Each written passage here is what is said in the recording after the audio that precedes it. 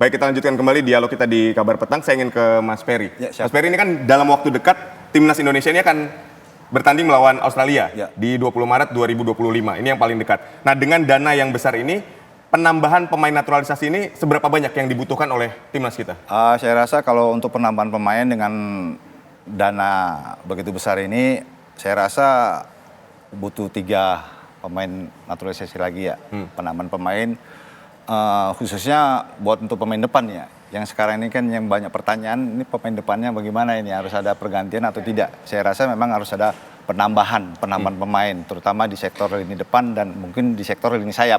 Mungkin hanya itu, kalau untuk lini pertahanan saya rasa udah cukup, dengan ditambah juga lini pertahanan di gelandang kita juga udah cukup. Di situ ada beberapa pemain memang benar-benar yang punya kualitas bagus. Sementara untuk kualitas pemain depan, untuk sementara ini kan kalau kita bilang agak mandul sedikit ya. Kemarin juga yang terjadi buat gol itu ya Marcelino, dia adalah pemain sayap. Begitu juga Orad Mangun juga pemain sayap. Cuma hanya Rafa hanya pemain striker tunggal satu. Ini juga harus ada penambahan dari pemain-pemain depan. Yang sudah ada sekarang ini Mr. Ole ya, yang sudah kemarin berjabat tangan dengan Pak Erick Thohir. Kita katakan itu udah tanda jadilah gitu ya. Untuk sementara itu ya mudah-mudahan untuk penambahan pemain ini dari naturalisasi ini untuk sektor depan sendiri punya memang benar-benar kualitas di atas Rafa gitu ya, mudah-mudahan. Oke, tapi kalau memang begini, kalau tadi kan ini soal pembinaan dan juga penambahan pemain, tapi dengan anggaran ini sebetulnya kita menunggu nanti keputusan presidennya seperti apa, karena kan ini belum keluar juga kan untuk surat aturan yang berlakunya. Tapi begini, untuk anggaran senilai lebih dari 200 miliar rupiah ini, apakah memungkinkan untuk kemudian penambahan pemain naturalisasi atau gimana itu? Ya, kalau menurut Fokus ke sana dulu kita. menurut saya sebenarnya penambahan pemain keturunan tidak butuh biaya. Gitu. Kenapa tidak butuh biaya? Kan mereka datang untuk menjadi kembali atas dasar kesadaran diri untuk menjadi warga negara Indonesia gitu kan.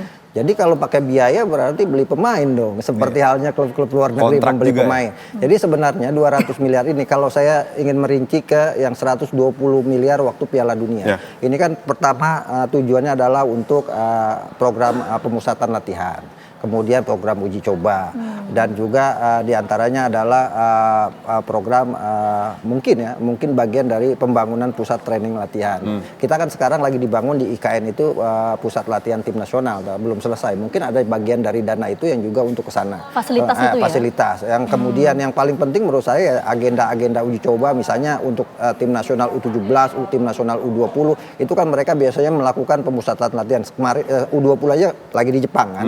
Pemusatan latihan di sana. Bisa jadi U17 nanti ada pemusatan latihan misalnya di Korea. Kan itu dana-dana itu saya pikir kepada dalam kaitannya 200 miliar itu untuk dana-dana kebutuhan operasional yang kaitannya dengan meningkatkan kualitas tim nasional. Jadi menurut saya amat naif kalau kemudian dana 200 juta itu buat mendatangkan pemain naturalisasi gitu kan. Ya 200 miliar karena sejauh ini yang digunakan kalau yang kan pemerintah mengeluarkan uang kan pastinya ada istilahnya ada pagu-pagunya yang harus dijalankan dan saya pikir itu semua untuk kepentingan operasional tim nasional dalam kaitannya meningkatkan kualitas tim nasional kita, meningkatkan ranking kita dan mewujudkan target lolos ke Piala Dunia gitu. Oke, targetnya itu ya. Jadi fasilitas ya yang memungkinkan untuk kemudian merealisasikan anggaran lebih 200 miliar itu ya. Betul. Oke, kita menuju ke Bang Peri. Bang Peri, kalau kita bicara soal fasilitas apa yang perlu dibenahi?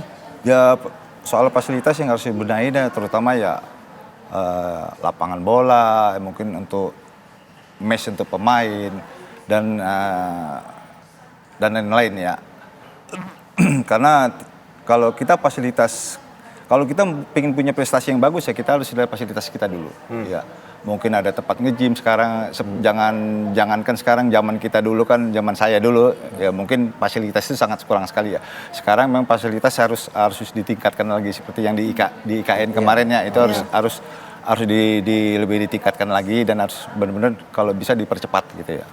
Baik, Mas Akmal, tapi apakah duit 200 miliar ini kalau tadi untuk fasilitas, untuk pengembangan mulai dari usia dini sampai di tingkat timnas senior, apakah cukup duit 200 miliar itu? Ya kalau kita lihat arahnya timnas ini untuk tim nasional ya, bukan untuk pembinaan sebenarnya. Pembinaan pastinya ya seperti tadi, ada impres percepatan pembangunan sepak bola nasional yang kemudian diarahkan ke Departemen Pendidikan, ke Departemen Agama, kemudian ke Departemen Kesehatan dan sebagainya. Menteri-menteri itu yang ada 14 menteri termasuk kepolisian di situ di dalamnya yang diajak untuk urunan untuk melakukan pembinaan di level grassroots. Tapi kalau yang 200 miliar lebih ini, saya pikir ini lebih kepada khusus untuk kepentingan meningkatkan performa tim nasional kita dalam kaitannya itu uji coba, kemudian training center, pemusatan latihan, termasuk di dalamnya adalah ya bisa jadi gitu untuk pembangunan fasilitas seperti homestay atau tempat tinggal pemain. Karena menurut saya sekarang kan kita banyak tinggal para pemain ini di Fairmont gitu kan. Biayanya kan akan sangat besar. Kalau di misalnya Timor Leste sekarang sudah membangun pusat latihan sepak bolanya lewat bantuan dana FIFA. Di situ ada mes pemain atau hotel buat pemain yang di depannya ada lapangan sepak bola. Dan juga Vietnam sudah melakukan itu, Thailand sudah melakukan itu. Saya pikir Indonesia harusnya juga melakukan itu sehingga melakukan penghematan dalam urusan pembiayaan tim nasional kita.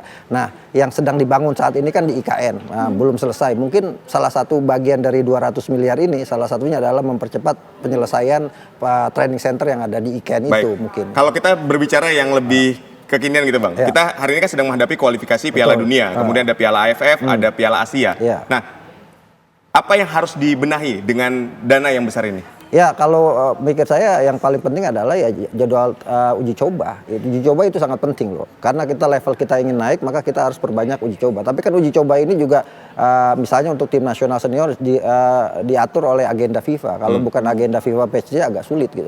Nah ini yang paling penting ketika kita sekarang misalnya dari kemarin selesai 19 November kita melawan Arab Saudi. Kita kan baru bertanding lagi nanti tanggal 20 Maret 2025. Artinya ada rentang waktu sekitar 4 bulan. Nah di situ pun saya pikir perlu untuk pemain dikumpulkan untuk melakukan pemusatan latihan. Kenapa? Karena saya lihat di tim nasional kita kan ini banyak pemain diaspora keturunan yang baru bergabung. Secara chemistry belum terbangun. Sehingga kemudian perlu adanya pemusatan atau pertemuan atau kumpul-kumpul pemain di pemusatan latihan agar chemistry mereka semakin terbangun. Karena PR yang paling penting saat ini adalah bagaimana tim ini bisa bermain mewujudkan target kemenangan. Dan problem itu masih banyak. Sebagai contoh adalah lini belakang sama lini tengah sejauh ini masih sering miskomunikasi dan sebagainya. Dan salah satunya lagi misalnya PR paling depan adalah lini depan kita belum begitu maksimal. Nah, ada problem sebenarnya di tim nasional senior saat ini adalah problem komunikasi gitu kan. Dan ini bisa menjadi hambatan. Kalau saya lihat kemarin ada pertemuan pemain khusus jelang pertandingan melawan Arab Saudi. Nah, ini kan ada sedikit problem yang harus dibenahi walaupun kemudian mencoba ditutupi artinya ada problem bahasa di situ. Jadi ya mungkin salah satunya adalah mengarahkan pelatih Sintayong untuk kursus bahasa entah itu bahasa Inggris atau bahasa Indonesia yang menjadi bahasa komunikasi di tim nasional. Di tim nasional kita kan ada yang pakai bahasa Inggris, ada yang pakai bahasa Belanda, ada yang pakai bahasa Indonesia dan pelatihnya pakai bahasa Korea. Itu kan ini kan problem tersendiri. Artinya ini yang masih harus dibenahi oleh tim nasional kita selain menambah kekuatan ya mungkin lewat kompetisi kita ada pemain-pemain yang kemudian berkembang dan menjadi menjadi salah satu bisa diandalkan di tim nasional kita selain proyek jangka pendek itu memanggil pemain-pemain keturunan. Ya, penguatan Ya, SDM saya ingin itu ke ya. Mas Ferry terlebih dahulu. Mas Ferry, ketika kita lihat bahwa ini kan pertandingan melawan Australia ini masih nanti di bulan Maret, artinya masih ada 3 sampai 4 bulan ke depan. Perlu nggak sih kita melakukan uji coba sebelum melawan Australia? Misalnya negara mana yang setipe dengan Australia? Saya rasa kita harus memang butuh sekarang ini, untuk sekarang ini pemain kan hanya berlibur, ada yang kembali ke timnya masing-masing. Untuk pemusatan seperti training camp ini harus memang perlu banget gitu ya. Karena apa, kita adanya pemusatan training camp ini menjalin keharmonisan dalam tim, terutama di chemistry ya. Yang disebutkan oleh Bung Akmal tadi itu benar ya. Salah satu masalah di tim ini sekarang adalah masalah bahasa, komunikasi ya. Sintayong mungkin sudah kurang lebih 3 tahun ada di sini, mungkin kurang lebih ya. Untuk bahasa Indonesia juga dia tidak bisa, bahasa Inggris tidak bisa. Yang hanya bisa dia bahasa Korea. Dan sekarang dia masukkan pemain-pemain naturalisasi banyak bahasa dengan bahasa Inggris. Oke lah kalau bahasa Inggris kita masih bisa atasi ya. Tapi kalau seperti bahasa ini kan memang dalam pertandingan sepak bola ini harus penting banget ya, komunikasinya harus penting banget karena kalau tidak ada komunikasi dalam sepak bola ini ya wah sangat susah banget gitu. Nah, kita fokus lagi ke masalah uji coba perlu tidak dilakukan. Kemudian negara apa yang setipe gayanya permainannya dengan Australia? Ya, saya rasa kalau untuk uji coba ini memang untuk tim nasional ini sekarang ini karena waktu kita ini kan banyak ya, sekitar 4 bulan ini sangat perlu banget untuk uji coba ya. Uji coba yang mungkin yang kita harus butuhkan seperti ya tim-tim Asia ya, seperti Vietnam, seperti Singapura ataupun Malaysia, itu juga tim-tim yang kuat juga untuk tim Asia ya.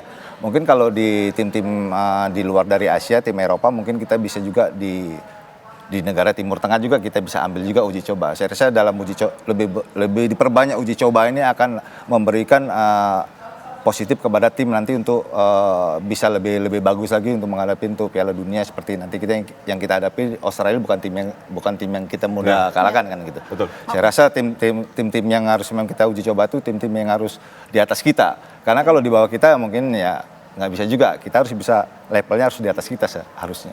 Oke, itu tadi secara teknisnya. Tapi bagaimana kemudian kalau kita balik lagi ke tema dialog kita pada sore hari ini, Bang Peri. Jadi ini kan targetnya adalah dengan penambahan alokasi anggaran lebih dari 200 miliar rupiah ini adalah untuk menaikkan peringkat Indonesia di peringkat FIFA ya. Targetnya adalah peringkat 50 di tahun 2045. Lolos Piala Dunia ya. Itu gimana untuk mencapai target itu? Mungkin nggak?